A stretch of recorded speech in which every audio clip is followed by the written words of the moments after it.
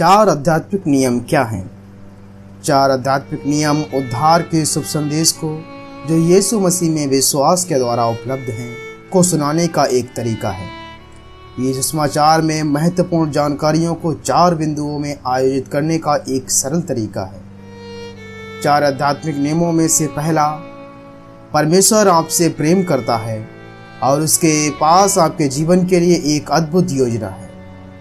यूहन्ना अध्याय 3:16 हमें बताता है कि परमेश्वर ने जगत से ऐसा प्रेम रखा कि उसने अपने इकलौता पुत्र दे दिया, ताकि जो कोई उस पर विश्वास करे वह नष्ट ना हो परंतु अनंत जीवन पाए। यूहन्ना अध्याय 10:10 हमें यीशु के आने के कारण को देता है। मैं इसलिए आया कि वे जीवन पाएं और बहुतायत से पाएं। हमें परमेश्वर के प्रेम से कौन सी बात रोक सकती है? कौन सी वस्तु हमें बहुतायत के जीवन को पाने से दूर रख सकती है? चार आध्यात्मिक नियमों में से दूसरा, मनुष्य पाप के कारण दोषी है, इसलिए परमेश्वर से अलग है। परिणाम स्वरूप हम अपने जीवन के लिए परमेश्वर की अद्भुत योजना को नहीं समझ सकते। रोमियो अध्याय 3:23 इस जानकारी की पुष्टि करता है, इसलिए कि सब ने पाप किया है और परमेश्वर की महिमा से रहित है।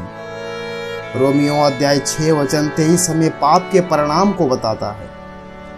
पाप की मजदूरी तो मृत्यु है।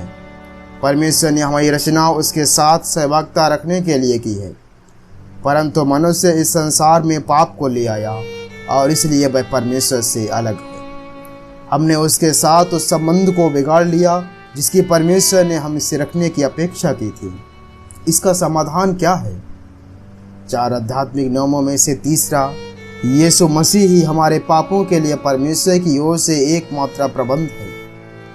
यीशु मसीह के द्वारा हम अपने पापों की क्षमा प्राप्त कर सकते हैं और परमेश्वर के साथ ठीक संबंध पुनः स्थापित कर सकते हैं। रोमियो अध्याय 5:8 हमें बताता है कि परंतु परमेश्वर अपने प्रेम की भलाई इस रीति से प्रकट करता है कि जब हम पापी ही थे तभी मसीह हमारे लिए मरा। पहला कुरिन्थियों अध्याय 15:3-4 हमें बचाए जाने के लिए क्या जानने और विश्वास करने की आवश्यकता को सूचित करता है कि पवित्र शास्त्र के वचन के अनुसार यीशु मसीह हमारे पापों के लिए मर गया और गाड़ा गया और पवित्र शास्त्र के अनुसार तीसरे दिन जी उठा। यीशु स्वयं वह उद्घोषणा करता है कि वह ही उद्धार के लिए यूहन्ना अध्याय 14:6 में एकमात्र मार्ग है। मार्ग और सत्य और जीवन मैं हूँ। बिना मेरे द्वारा कोई पिता के पास नहीं पहुँच सकता। मैं कैसे उद्धार के इस अद्भुत उपहार को प्राप्त कर सकता हूँ? चार आध्यात्मिक नियमों में से चौथा, उद्धार के उपहार को प्राप्त करने के लिए हमें हमारे विश्वास को यीशु मसीह में अपना उद्धारकर्ता मानते हुए रखना चाहिए और अपने जीवनों के लिए परमेश्वर की अद्भुत योजना को जानना चाहिए। यूहन्ना अध्याय 1:12 इसे हमारे लिए ऐसे वर्णन करती है, परंतु जितनों ने उसे ग्रहण किया उसने उन्हें परमेश्वर संतान होने का अधिकार दिया।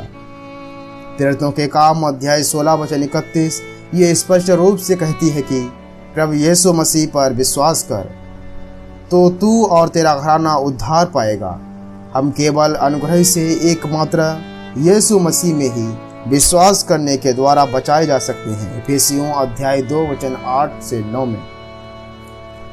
यदि आप उद्धारकर्ता के रूप में यीशु मसीह में विश्वास करना चाहते हैं तो इन शब्दों को परमेश्वर से कहें।